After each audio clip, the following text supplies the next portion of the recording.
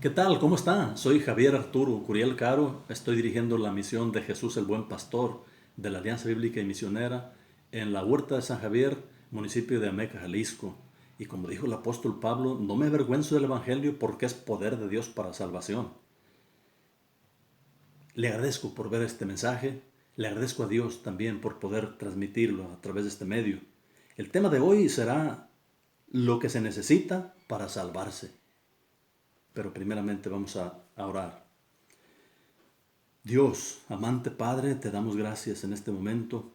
Te pedimos, Señor, perdón. Te pido perdón de mis pecados, Padre, y te pido que dirijas esta predicación, que yo solamente diga lo que tú quieras que se diga. Bendice a las personas que están oyendo este mensaje y, Padre, que haga efecto en los corazones. Edifica, Señor, las almas.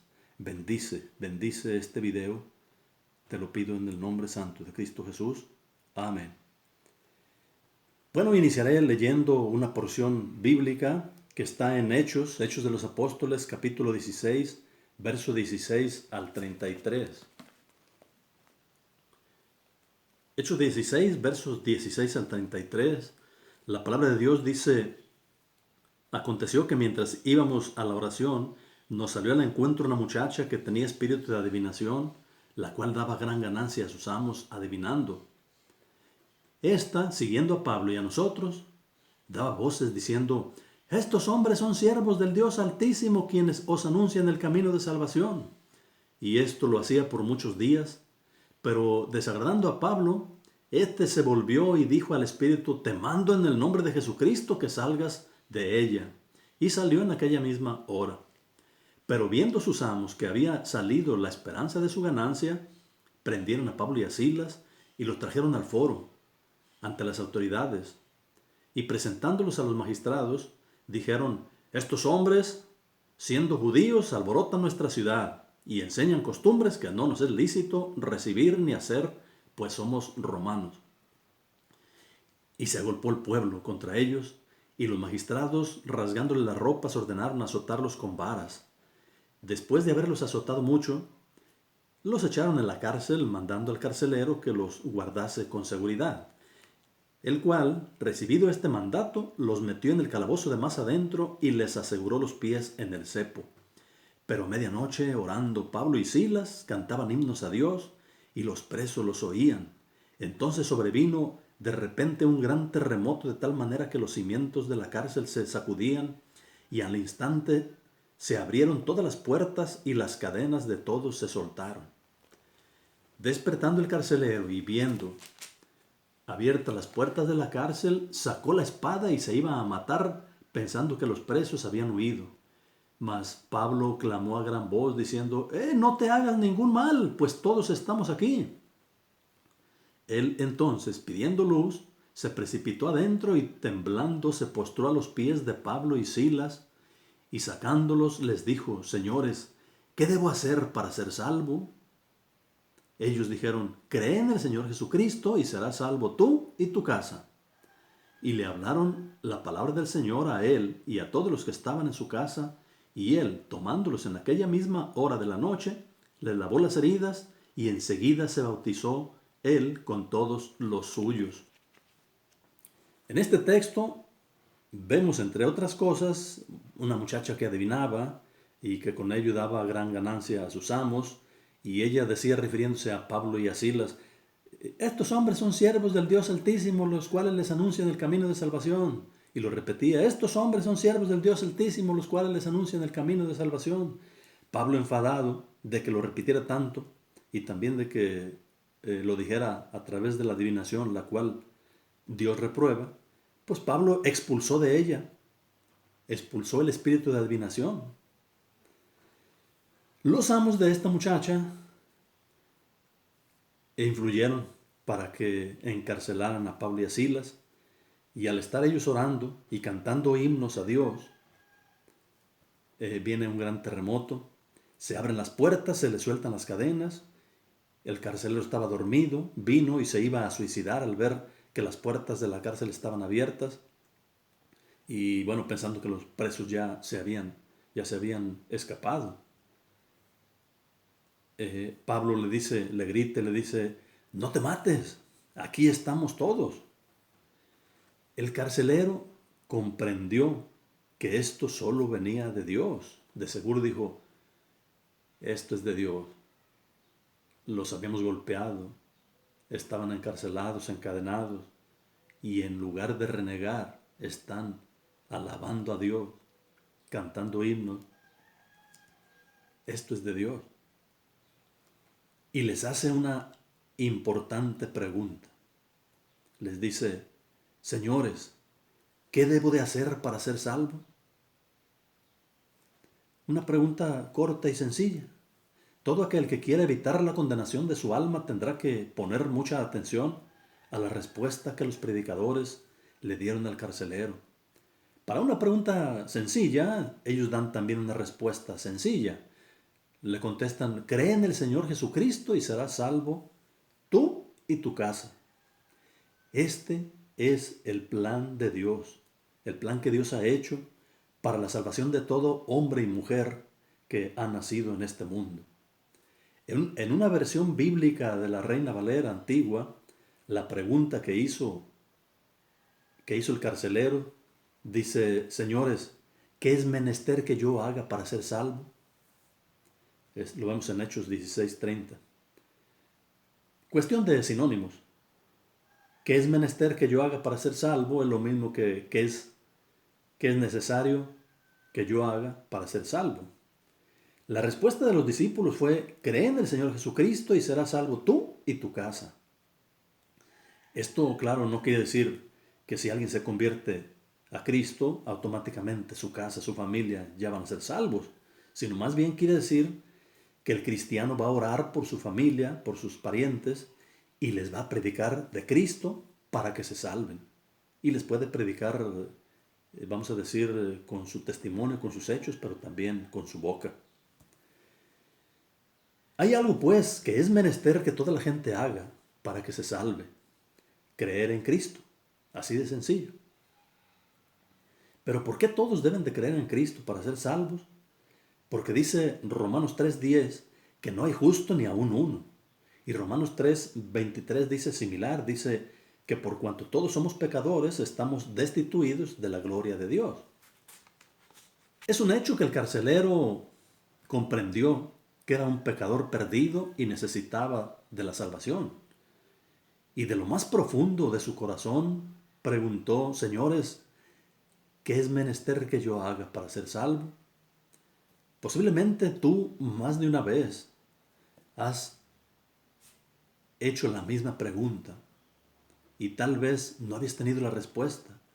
Yo más de una vez, hace más de 20 años, me hice esta pregunta cuando andaba en busca de Dios y no tenía la respuesta.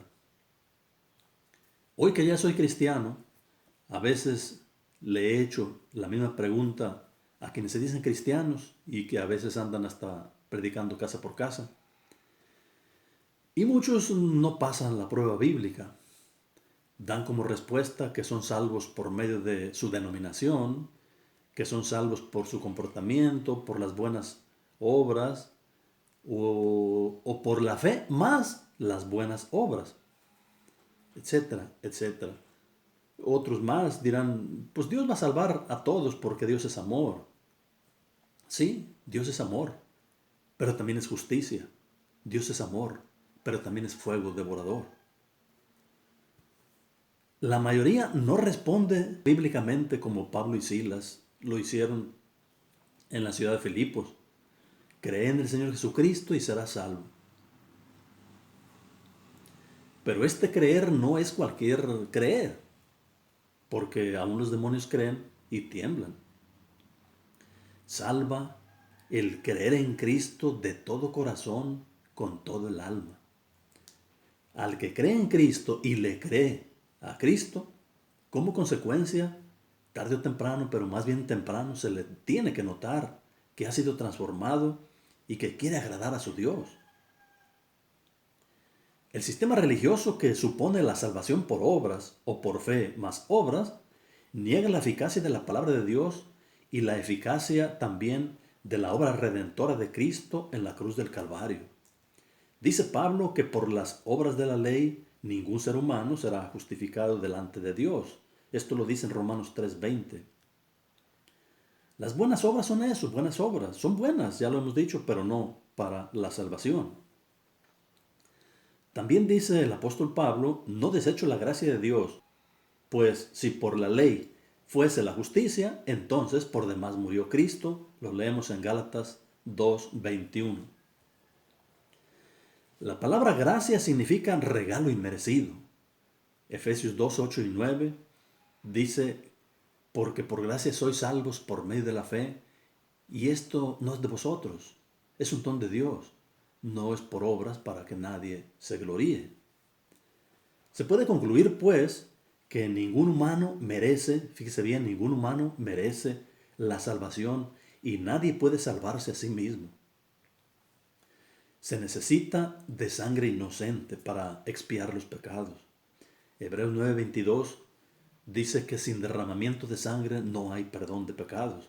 Y Primera de Pedro, capítulo 1, versos 18 y 19, nos dice cuál sangre tiene el poder de limpiar los pecados. Dice, sabiendo que fueron rescatados de su vana manera de vivir, la cual recibieron de sus padres, no con cosas corruptibles como oro o plata, sino con la sangre preciosa de Cristo como de un cordero sin mancha y sin contaminación. El diablo, que es mentiroso desde el principio, desde siempre ha sido mentiroso, ha regado la idea de que la salvación te la puedes ganar tú mismo con tus buenas obras. Con esto está contradiciendo a Dios.